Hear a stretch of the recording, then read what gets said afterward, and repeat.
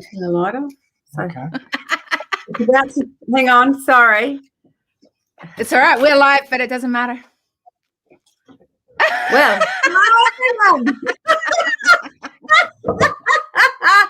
Monday morning technical issues, right?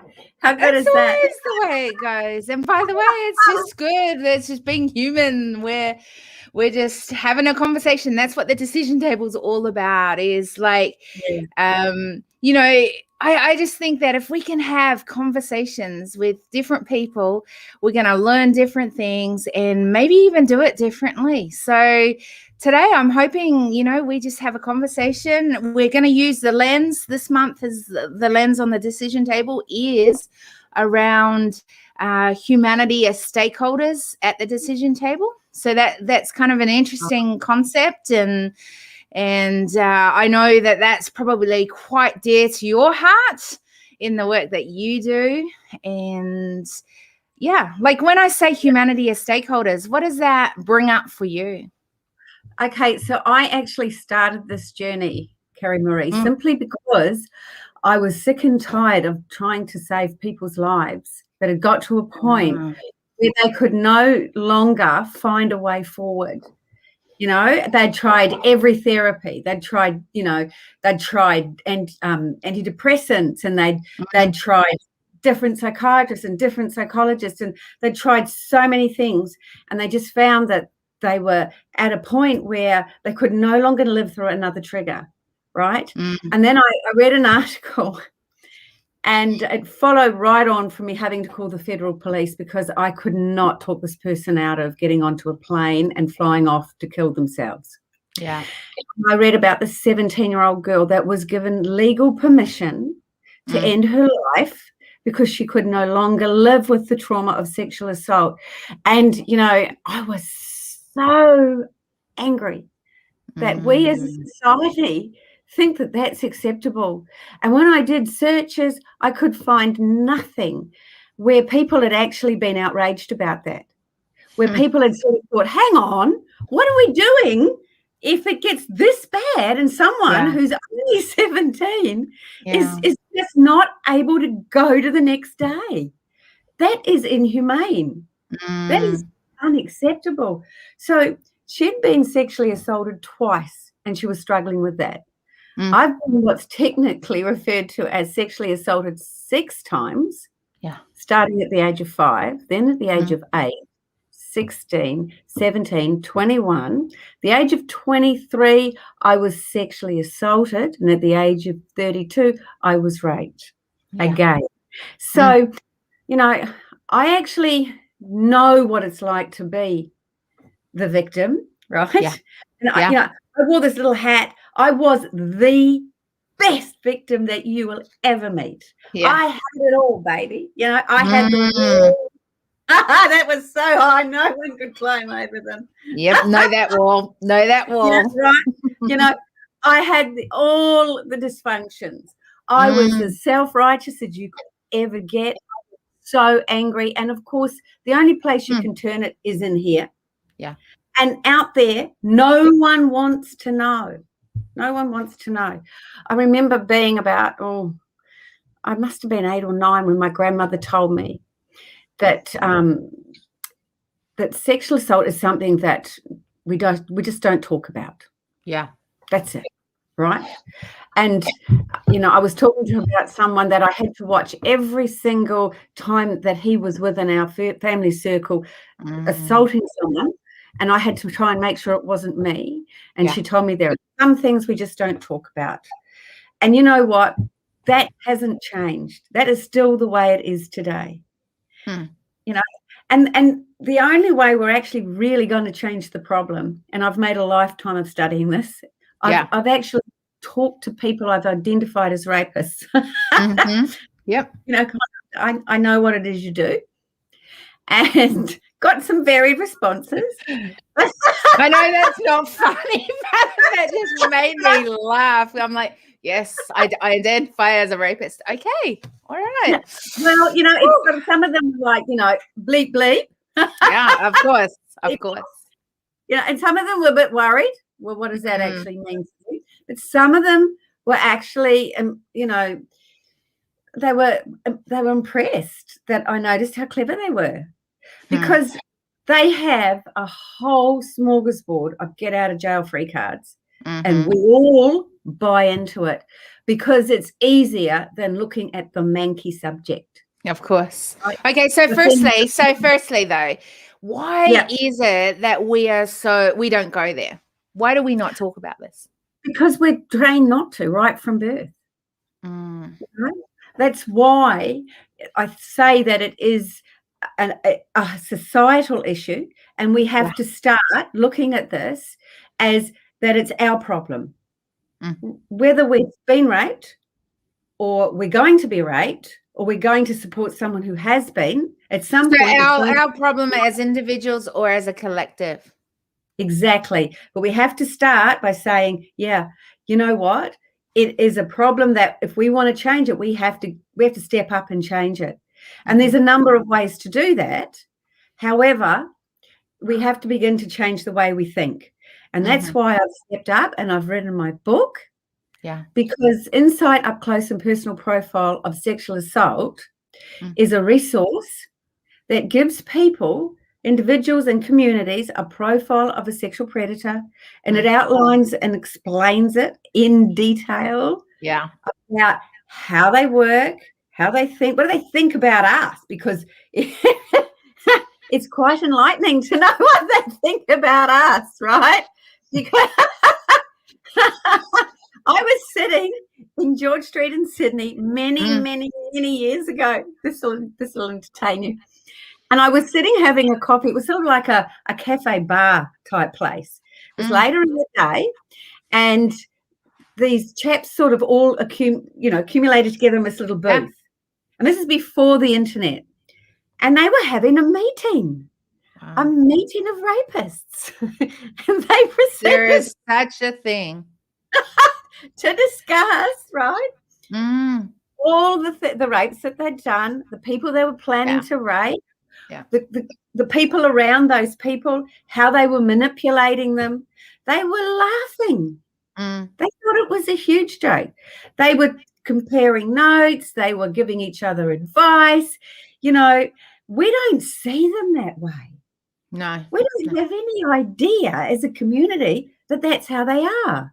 Yeah. We're so stuck in a fixed path that it's just sex.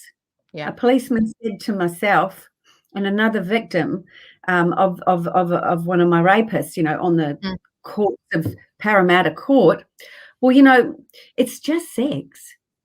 But it's not just sex, because it's not sex.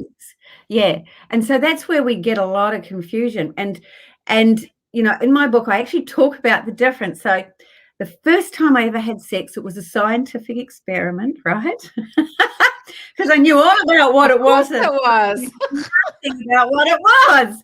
And so I thought, to better understand this whole thing as a picture, you know, why did they actually rape? I was trying to make sense of that, and there was no clear answer. And so I thought, okay, what is sex? Everyone raves about it. Let's find out what it is. You know, and to be honest, it was actually an extremely, good experiment, because I did a lot of research to find the right person, you know, and the whole process was really how it should be. It was textbook. It was correct. When we engage in, you know, sexual relations with someone else, it was exactly how it should be. And it was totally different. It's healthy. It's great. Yeah. And the thing about it is, that's really important to bear in mind, is that both parties want to have a good time, but they also want the other person to have a good time. Right? Yeah. Rape is nothing like that. It's designed so that one person's having a really good time and one person dies. Yes. So because we don't understand that, it's really hard for a group of people who have known someone their whole life or, you know, a long time to say to someone, oh, you know, so down the road said that you're a rapist. Well, that doesn't compute with their image of this person, because we see rapists as people that, you know, come in the window at night when it's dark and they're evil. But no, No. Well, actually they do as well, but they do. they're They not do. all necessarily like that, right? But the thing is that they're not dark and evil in their whole Yeah. life. That's the thing. Yeah. And you know what I call the garden variety predator in my profile, they're more prevalent than that classic come in the window, right? Yes. Yeah. Much more prevalent. And they're really good at setting up scenarios. And so part of my book has actually got sections in it where I break down some sexual assaults and I explain how the upbringing of those people and the thinking around their support teams was actually the undoing of them understanding what happened to them. And, you know, there's so many fallacies. There's Give us an example of something like that. Okay. So I'll give you a recent example of a conversation I had with someone. It was last year, right? And I was talking to a mum. And we were talking and she was saying something about me and how bad I was that I let my daughters catch Ubers. And I said, well, you know, I've actually trained my daughters to catch buses, to catch trains, to catch Ubers, and at a time when they are actually able to do it safely and think clearly, right? So that they get into a practice of actually knowing that they've got to ring me or text me and let the driver know that they're letting someone else know ground zero. And she was horrified. She said, I can't understand how you would be so careless with your children. And to me, I'm looking at her and I'm thinking, you're careless. Because if there was a panic, if something happened to you or dad and they had to get somewhere on their own, they don't have the skill set to do it safely. Yeah. Right? Yeah. And in my book, I talk about a situation with a young girl that she published her story in a newspaper. And her dad had raised her with the understanding, you know, rapists are evil, bad people. And so you're looking for an evil, bad person. No, they're just everyday people. Yeah. And she ended up actually being pack raped by a group of men. She was groomed by one man in a band. She was convinced to lie to her parents about where she was. And then she went back to a house intending to have sex with her boyfriend. And then she ended up being pack raped. Now, she said in the article, you know, she wasn't raped, but she was. Because she seemed to think that she'd given some form of consent because she went to the house. But no, I could walk down the street naked. Now, I might be mentally unstable, but I'm not giving consent. And this is where we really have to be clear because consent is given. Okay, so let's just put on that one, though. Because if you're walking down naked, many would say, well, you're encouraging it. So you must be giving consent. Yeah, well, I'm not. Quite clearly, I'm not saying, hello, I'd like to have sex with someone. I'd like you to do it so that I actually die inside and there's nothing left of me. Okay, yeah, then I'm inviting it. It has to be something that you give. It's not based on your parents or what you say. You know, you might be laughing and talking about sex. That doesn't mean to say you want someone to come and rape you. Right. But I mention this because there's so many cases where, you know, those that have been raped won't come up, won't voice it, won't, because they go, well, maybe I did, you know, cause it, that it was my fault. Or when they do start saying it to someone, they go, oh, that was your fault because you encouraged them or you, you know, brought it upon yourself because of who you are. Yeah, and you know what? That is what rapists love. Oh, they love us for that. They celebrate that we're so stupid, that we're so ignorant, that we just don't get it. We don't get them and we don't understand what it is. And I've made a lifetime. I've had lots of practice, so I know exactly what it is. I've been raped by strangers and people I know, and the last person was someone I saw him married. I saw him have children. His wife was a very dear friend. You know, and I woke up one night and he was forcing himself inside me. Mm. His son was asleep in that same bedroom in the bed next to me. Mm. You know, and when I actually spoke up about it, he said, you know, I just don't know why you're making such a fuss. I've raped more women than I can count on my fingers and toes. Mm. And, you know, you're the only one to complain. And so how do you have that conversation though? when they're having conversations like that, right? How do you have that conversation?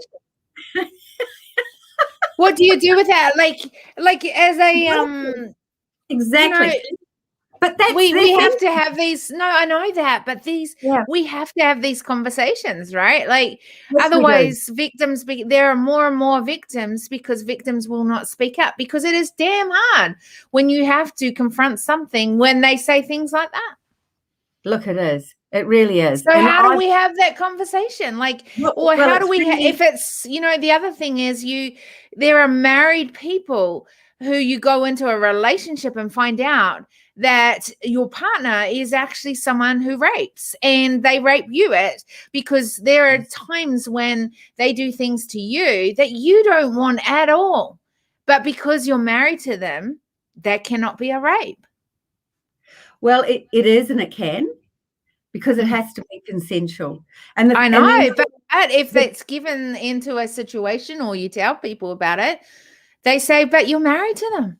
That's because they haven't actually been educated. They don't actually know what rape is because their parents didn't educate them. So, but it's not even friends. It can be the official people. And they go, well, you're married to that person. How can that be a rape? Yeah. And you know what? Legally it is. Yeah. Because, and they know it. But you know what? I guess they're just people like everybody else and they have their own fixed ideas and thinking around sexual assault and what it is.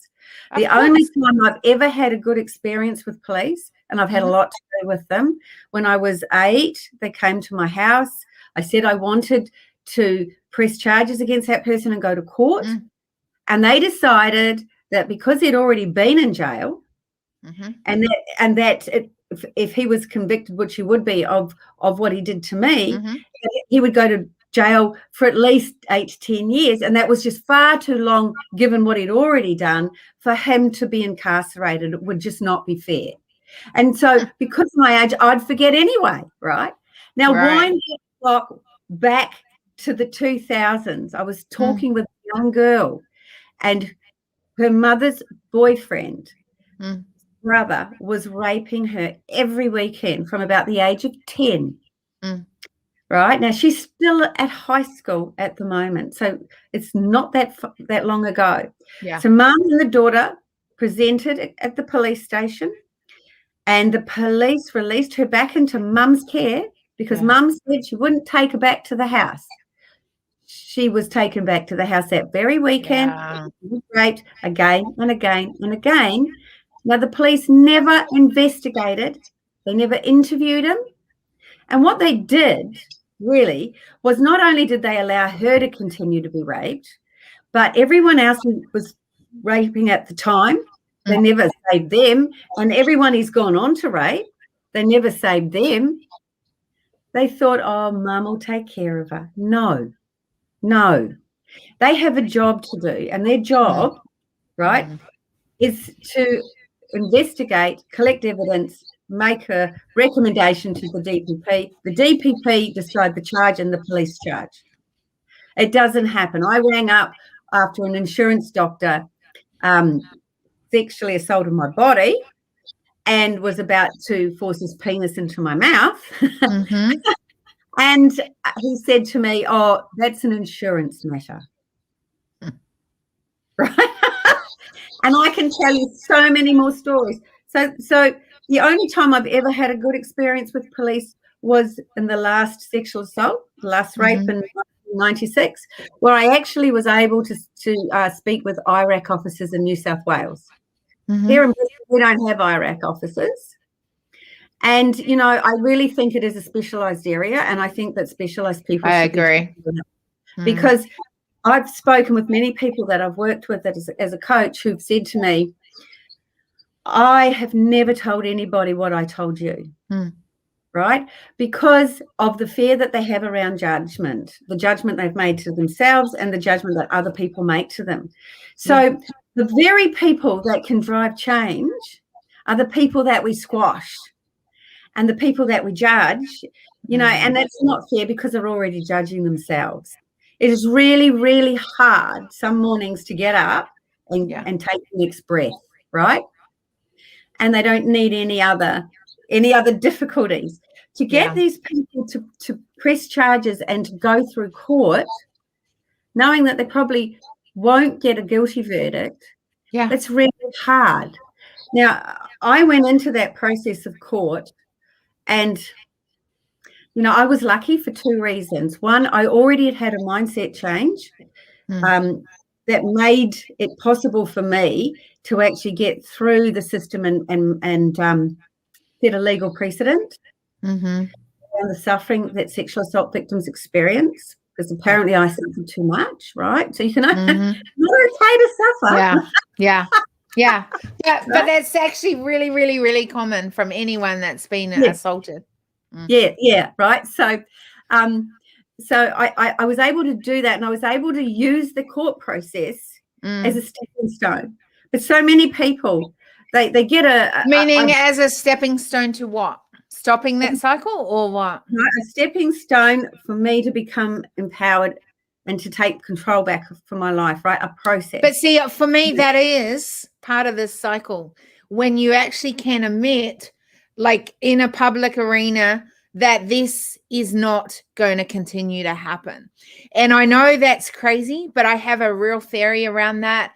I was one of those kids. I know exactly what you're talking about. I've been through this. I've seen it all. I've been involved in it all. And I have to tell you, the day that it stopped that cycle in my world was a day when I finally took my last abuser to court, and enough was enough. So I know that whole system of going through it. It was the hardest thing ever, and yet it was the best thing ever, because for the first time in my life, I said enough is enough.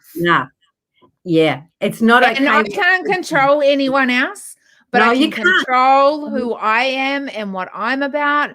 And enough was enough. And this is never, ever going to happen again. And I started that journey. But I have to say, the breaking of the cycle, and I had to. And I also think that there is something about the fact that if you have been abused, and I look at patterns, and I've been obsessed with it. And one of the reasons I've been obsessed with it is because I saw this pattern in my world. And it began as a little baby, and it continued until I was quite a lot older. So I was in my, probably the last one was in my, say, mid-20s. And it wasn't until then that I stopped that cycle. Yeah. And that was such a,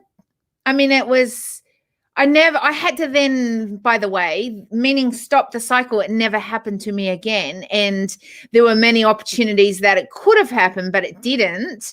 And it was stopped before. And then it's like, I never attracted that anywhere near me. Yeah, and that's the key. Now, I'll share with you a story. In 2010, we were living in the Philippines, and I was at a Halloween party. Yeah. And, it was a very lavish affair. There was a band and a bar and everything. And I went to the toilet, and it was in a study, so it was in a room off a room, right? And I barely sat down on the toilet when the door's rattling and and everything. And this chap, forced his way in, and he was there to rape me. Yeah. Now, I actually, because of the work that I've done, I was able to sort of stand up and think, okay, very calmly think, what's the best outcome for me in this situation going to be? Right? I didn't have a lot of choices, but I did have some choices. And then I said to him, okay, I accept that you're here to rape me. Yep, got that, right? But I just want you to know that there will be blood, and there'll be evidence that I didn't want this. Yeah. And so if you're going to do it, let's have at it, because I'd gone in there to go to the toilet and I hadn't got the opportunity. So I'm standing there and the knickers are around my ankles in this little rectangular box. I'm going nowhere. But I still had the ability to do something, right? Now, he couldn't rape me. The reason he couldn't rape me is because I didn't act like a victim. Yeah. It's like you were saying before, you were thinking differently about things. You had a different behavior. And so you were actually someone that would be a threat to their ongoing ability to rape. So massive. And the other thing is that you may have recognized something in them that just steered you in a different direction. Totally. So my husband always says to me, he goes, "You've got amazing spidey senses." Yeah. Well, no wonder, right? Yeah. Well, because I learned, and I looked at behaviors and realized that that's why I'm so fascinated with it, because, there are particular things that I can see straight off. Yes. And I go, I remember this guy, he was working with this community group that I was massively involved in, and he was to drive the bus. And I said, from the moment I met him, I said, you need not to put him on the bus and be our driver with our young people. I said, you are not to do that. But because there was nothing to prove it, there was nothing to back it up. Yeah. He came in, he became a driver, and of course assaulted many girls. And then when someone finally stood up about it and we could get rid of him, but that has happened time and time again, because I don't always have data to back that up, but I can tell you the moment I can sense them on my life. Yeah. You've studied it like I did. I have. And you'd love the book because it's all about their modus operandi, how they set their traps, how they prepare everybody, and then how they act. Now some of them, they just love to do things like, grab someone off a public street and rape them behind a wall when there's people walking past. That's their thing. Others, they like to, do it while someone's in their sleep. So the last chap that raped me, he actually regularly raped his wife. She woke up to find him having sex with her. He actually dragged one poor girl off a toilet and smashed her head up and down on the floor until she passed out, so that he could actually have sex with her while she was unconscious. That was his modus operandi, and they all have it. And it's interesting because when I started to really look at it and study it and listen to what other girls were saying and compare it to other people and what they were saying, pictures fell into place, patterns fell into place, and I began to see how all these threads all tied together. And I decided to put it in a book so that I could write it as a way that people could read it simply and effectively, and they could use knowledge to begin to actually identify situations themselves, and also to know what to do if something happens. So up on my website, that's michelleinsight.com.au, I've actually got 3 plans. And one thing that I always say is, you need to have a plan, because the minute that somebody threatens you, and it doesn't matter in what context, it might even be just to steal your bag, shock will set in. Depending on the threat, the more shock. Shock, it shuts down logical thinking, and then you can go into freeze, fight, or flight. And you're no longer thinking consciously and logically. You can no longer analyze and make decisions, because the body is all about preserving life. And you see, that's where all the blame comes in. Why didn't I? Why didn't you? Well, you weren't raped because you didn't fight back. Well, you weren't raped because you did this or did that. No, But it felt like it at the time, right? And I've heard many say that, myself included in that. Like, did I encourage that? Was that something, if I hadn't have done this bit, would have that ever happened? And if you understand that they actually have a plan, they've planned that they're going to rape you way before they do it, and you can't mind read. So it doesn't matter what it is that you would do in a situation, it's still going to be their outcome the way they want it to be, right? Because they need it to unfold in a certain way to get what they want, and so they're going to do it. So here's another crazy pattern that I used to see a lot when I used to work with a lot of young people, and of course a lot of them were either prostitutes or street kids or really low socioeconomic back environments, and so there were a lot of issues that came from that because they didn't have access. They often were in very broken families. Yep. And so this was kind of a common occurrence in the work that I did for a long time. And, but it was interesting because you would get these situations where, the victim, or I always say the person that has experienced this has, gone through it, coming out the other side and then going, how do I become a whole person again? How do I sort of, function knowing that was a reality of mine for, and often it's something, even if it's happened only once, it's something that replays in the brain for many years, if you allow it to. And, how do you start rebuilding after that? Like, have you seen some patterns to how you do that well, or are there common things that happen? And so I actually looked for answers, those answers, a lot of answers, and I was lucky enough to meet someone on a similar path, and together, all the research that we'd done, everything we'd found, we put it together.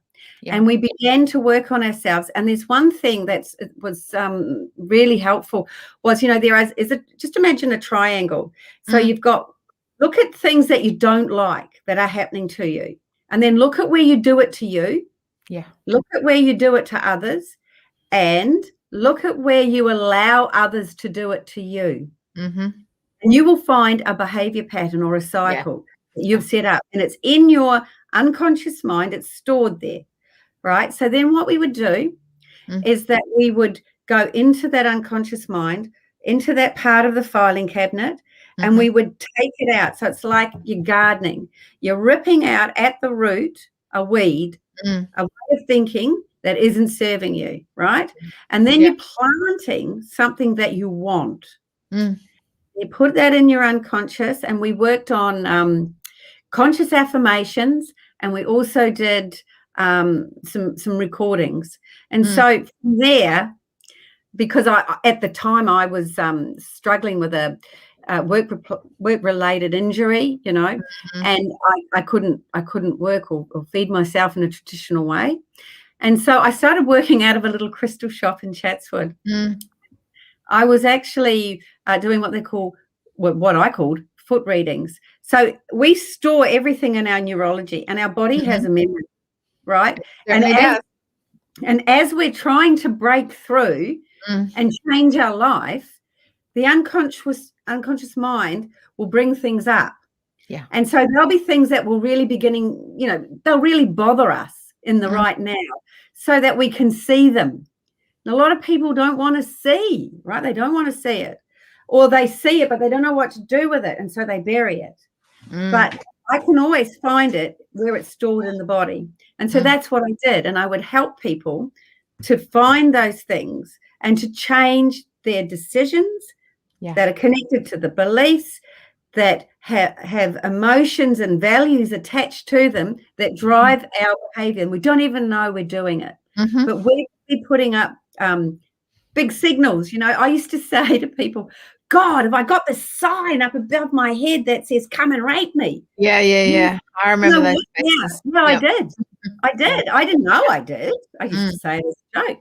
But I actually did because of the behavior, my body language, everything. I was clearly a fragile, vulnerable person, the sort of person I hunt. And so, unfortunately, I did have a big sign that said, you know, exactly. here I am. Yeah. But once I actually was able to change how I did everything, rewire my thinking, if you like. Yes. No, I could think, I don't like this.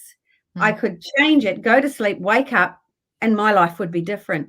And it was literally like finding a pot of gold at the end of the rainbow. It was the most empowering and exciting time of my life, other than having my children, right? It was extraordinary. And for someone that had never known a life without trauma, because I was about 5 when I was first assaulted, it was extraordinary. It was the most wow thing I'd ever experienced. And it was exciting, you know.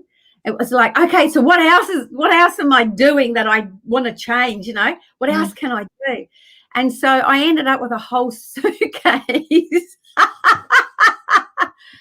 full of things that I changed to make life better. People say, oh, what's this quantum physics? Oh, what's this power of the mind? You know, or they say, oh, you know, if you wanted. Well, I challenge anyone who's living constantly with flashbacks and anxiety, you know, triggers, bam, come out of nowhere, right? Put you right back in that assault and in detail in that assault. You know, I challenge anybody to be able to actually stop all of that with just sheer willpower. I tried for years. It's an interesting thing because I think people don't realize what you suffer from when you've gone through things like this. Like I really truly believe there's a PTSD in it, involved in it as well.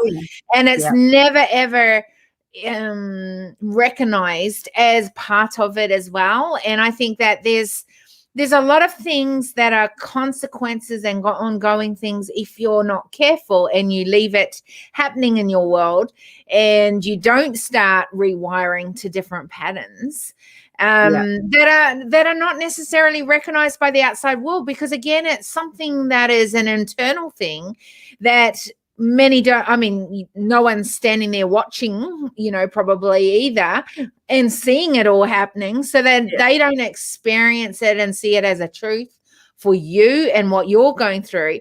But those things, you know, whether it's from distrust in authority, I had a lot of people in my life who were in authority that you know, use that authority in the wrong way. And so when you go on through life, there's many situations where I've been in situations where authority have tried to walk all over me and you know, use that as a power thing. And I've allowed it because at that time I didn't know how to not do that. And I saw if I did things like that, there were huge consequences to it. And so there's these ongoing patterns that are just way beyond even the incident at the time, the experience that it was that happened. And then, of course, the grieving of someone taking something from you that was not yours to take from us. And, you know, how do you deal with that? And what does that look like? I mean, that brings up a whole lot of things. And, you know, you talked earlier on in the conversation around the wall. The wall comes up because we're trying to protect ourselves. We're trying to keep ourselves safe from the outside world.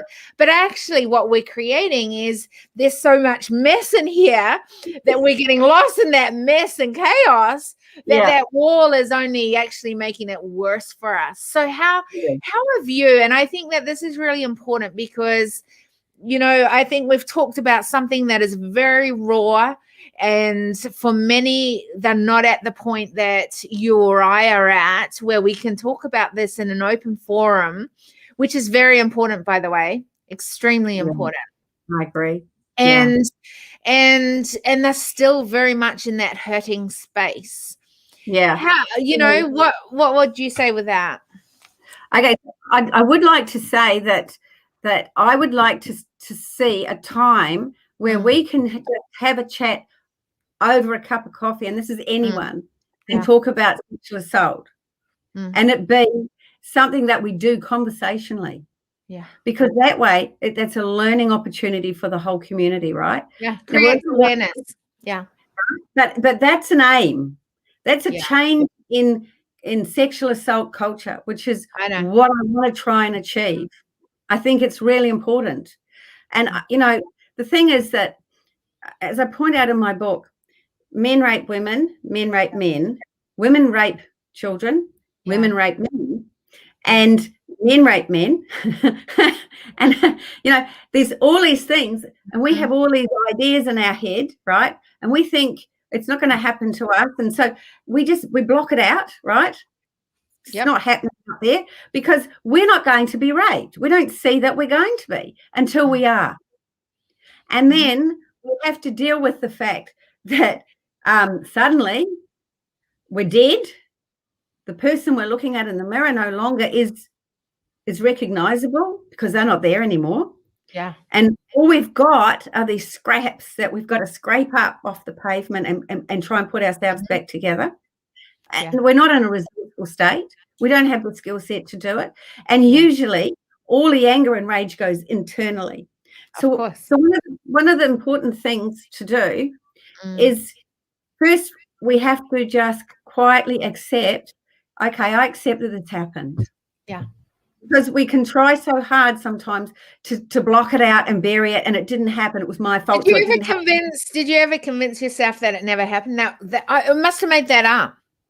No, I knew, but other people really hard. And my parents told me for a long time that stuff didn't happen.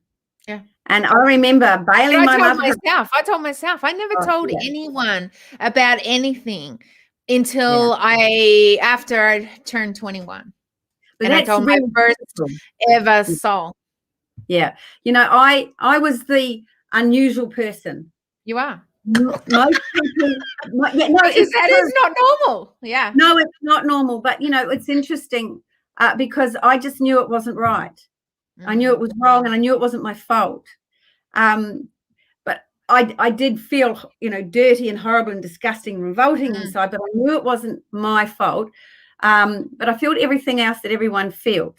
You know. Have you always been a confident person? Oh, no. No, because I just wondered if that was one reason to why you were able to do that, because I was always actually a really shy, introverted, and you know, found it really hard to speak up. Yeah, well, I was, which is very, very funny because I do it a lot in my life now. So it's crazy. Yeah. So I don't know what I was going to be, what sort of person I would have been. I never got that chance to find out, right? So because at the age of 5, from that point on, I was a victim, and I had all those things that were you know, that are wrapped up in being a victim. And I was 5. I wasn't equipped with the skills to be able to understand what happened, and no one around me talked about it. So I had to try and figure it out. And then it happened again, and I had to watch it happening to my family by the person that did it to me, you know. And it's like the adults are there and they don't even see it. How do they not see it? Like, you know, there were so many things that I had that I was running on anger and on basically self-judgment, which was, what's wrong with them? You know, I judged everything because I could not make sense of how someone wouldn't see it. Yeah. And, you know, I had so many inappropriate physical responses for my age, you know, like a childhood orgasm that I should never have had. Right? It was an experience that happened. I didn't know what it was at the time. And it was bizarre, and I didn't even understand it because, you know, no one was talking about it. No one was helping me. There was no counseling. There was nothing to explain it. I had to try and piece it all together by observing. You know, I never felt truly happy, like living in the moment of happiness. I don't have any memory of that. And except for my horse. I had a pony, and and my pets, right? I can identify with feeling love, but for them, but I could never really feel truly happy, and any happiness that I might experience was super short-lived. I experienced all these things through observing other people living it. I never had it myself. You know what's crazy when you say that? What it brings up in my brain is this, that I think in a lot of ways, the reason I'm who I am today in being so grateful for my life today and every moment of it is because as a young child, I don't have those memories at all. As a young girl growing up, I don't have those memories at all. Yeah. But I have so many amazing memories in my world right now and have done for many years now. And, you know, I'm so grateful for my husband and, you know, our partnership, because, you know, I don't believe I would be. And that's not that, by the way, that it's a bed of roses every 2 days, you know, like every day of my life. It's just like, oh, I wake up. He thinks I wake up just dribbling, going, oh, I'm dribbling because I'm lying beside him. But, you know, and he jokes about that. But I have to say that through all the bad, the ugly, the yuck of even having to build our relationship, he has been such a pillar in being and helping me to become who I am, and so grateful, and, you know, in a very loving relationship, and a very, you know, like healthy with sexual side of it relationship, which and if you study anyone that has been assaulted or raped or anything, those things are not always the norm. They are not something that necessarily. So I'm really, really grateful for my life. I'm grateful for the fact that I have a beautiful family, and out of what it could have been such a mess in a very, very different turnout, that my world has and is amazing. But I have to say that I think, you know, I often will post little things, and for me, I just feel so much gratefulness for it. And I wonder if a lot of that reason is because I didn't have that so much in my life, whereas others have always had that, or always, that's kind of like, you know, just the fact that I can go for a walk and I feel really safe, and I can smell the air, I can look everywhere, and I'm not looking like with my head down and I'm like this, or running to get somewhere because I'm scared or whatever it is, but just feeling, you know, maybe it's because I know what it was like not to be like that today I'm even more grateful than many people. And I always say that in my posts. I'm so grateful today. And sometimes I think people must think it's a bit of a cliche thing that I'm saying, but it's because I truly, I am so grateful today I get to breathe. I'm so grateful today that I get to, you know, I start my day with gratefulness. Because you know, where it was not always my focus, where it was not always a positive focus, today it is very much an amazing focus of mine.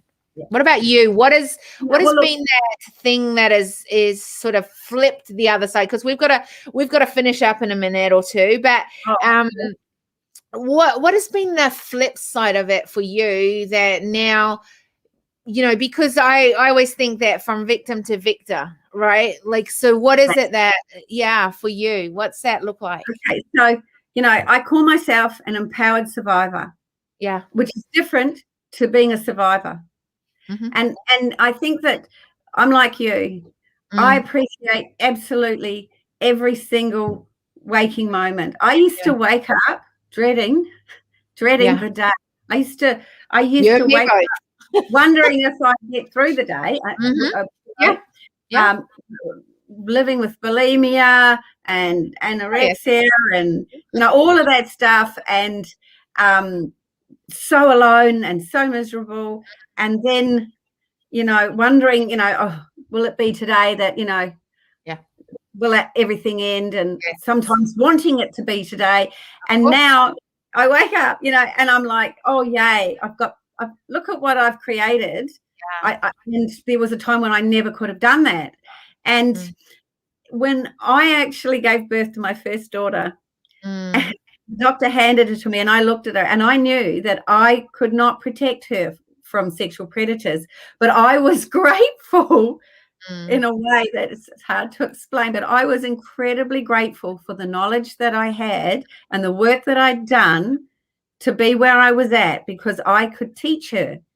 And what I've taught her has kept her safe, where other people in her group, they haven't had that and they haven't been safe, So I'm grateful every day. And I think that what it was, I agree, Kerry, that, once I got the light turned on, I was like, wow, I can actually change how I think. I have different life, and this is fantastic. Now I'm actually living a life that's worth living, Exactly. And I can actually use it to do something great. Yeah. So, and I think my team and my friends go, slow down, but I'm just so excited about my world, and I love being able to live life and do life and I'm loving using my brain. I love using my physical side of me. I love learning more things because I've got capacity now. There was many years that I didn't, and I listened to people who told me I couldn't anyway. And so I don't know. I feel like sometimes, and it's funny, and it's not until we've had this conversation, and I think this is what I'm taking from our conversation today is, I've realized I'm kind of making up for lost time in my life, and I'm making the most of every day. And that's not a bad thing, by the way. I'm loving it. But I think there's something in that from the fact that, there's life after rape. There's life after sexual assault if you want it. Absolutely. You've just got to find the person that's going to help you to get it, right? Yeah. People say to me, oh, I'm on antidepressants. I've got PTSD, being sexually assaulted. And how's that working out for you? Oh, well, it's not. But I'm on antidepressants. So here's the thing. If someone wants to know more and how to work with you to figure this out, what's the best way to connect with you? Okay, so two things. Firstly, on Wednesday, I'm launching my book, Insight, Up Close and Personal Profile of Sexual Assault, on Amazon. And it would be great if people could get on. It will be really cheap on the Wednesday, the 10th, right? It's a one-time offer. I'll send you the link. If you can share it, that would be great. So I'd really love to make sexual assault a #1 bestseller, right? I think it would be great if we could achieve that. And if the people want to work with me, they can go to michelleinsight.com.au. They can email me at info@michelleinsight.com.au, and very shortly I will have angelinsightcoaching.com up and live with a calendar book. But sometimes people might just want to ask some questions. Yeah, exactly. If they want to email me a question, I'm happy to do that, And I'll be starting a group of a series with Tony Lontis. That'll be on TV and podcasts and things. And we'll actually be stepping through a whole range of the things that we've kind of talked about here today, and sort of breaking it down and having more detail with it. And that'll be out in a month or two for people to be able to watch as well. Yeah. So, if people want some answers, my book has lots and lots of them. It talks about the steps towards moving away from being a victim and just surviving, right? It gives some ideas there, and it does identify how people can actually identify sexual predators themselves and give them some context that's actually realistic context. Yeah. So, it would be great if people could get behind it. I'm donating anything I get from Amazon from those sales to put towards funding coaching for people who are struggling to pay for it. Yeah. Yeah. And to get me out there and get me talking. So I'd really love the support from people to be able, to use this as a stepping stone to changing sexual assault culture, to changing the future for our children. Yeah. So that they don't have to experience it the way we've experienced it, if they have to experience it, or at least, have some idea about what to look out for and how to respond could maybe prevent it from happening. Yeah. So important. Okay, so one of the things I do here is I do ask a question at the end of every decision table. And this question is, so one of the things that we've done, we've talked about something that I knew would go very deep. And for many, this could be really tough for them to listen to this conversation. But I think it's so important, like yourself, that there's an awareness that can, is created around sexual culture. And I think, like we have to start having open forum conversations like this. And for many, this is uncomfortable. I never, like I said, I never talked about anything until I was 21 and I had hit a crossroad, and I thought, if I don't start talking about this, it's going to eat me up and I'm not going to live beyond 21. And there was a lot of truth in that. I don't say that lightly. And and here's the thing though, like I just think, I took a long time because I didn't have the support around me. I took a long time because there wasn't an awareness around it. There wasn't a thing to talk about. I talked about it. I didn't talk about it because I wanted to be loved in the environments I was in, because society does not encourage or like it if you've been sexually assaulted. It's almost like you've had this disease, or you've got a disease, and they don't want you to come near me because it might be catchy. Here's the thing, it ain't catchy. It's not something that I just give you, and it wasn't something that I chose to happen in my life. Exactly right. And so we have to give voice, and part of my whole love and life and about is giving voice for humanity. And that for me is bringing humanity back as stakeholders at the decision table. And that means this conversation has to be a conversation we have at the decision table, because it makes up the person. It helps, like if this is going on behind the scenes, how is that creating the person who you are when you come to work, when you're having relationships with other people? Maybe you're cranky with someone because actually inside is a very hurting person. And I think that when we understand the person as a whole, we understand how to communicate better.